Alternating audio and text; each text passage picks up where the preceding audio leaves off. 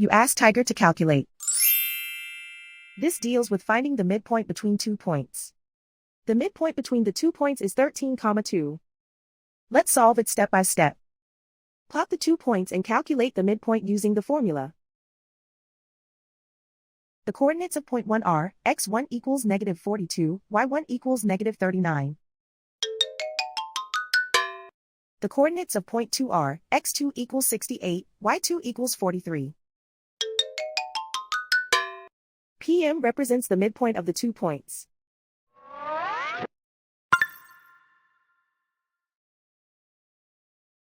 Use the x values in the midpoint formula to find the midpoints x. x1 equals -42. x2 equals 68. Simplify the arithmetic.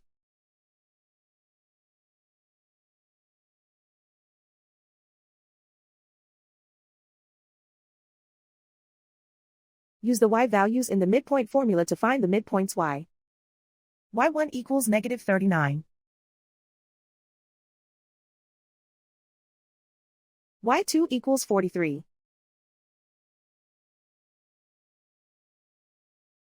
Simplify the arithmetic.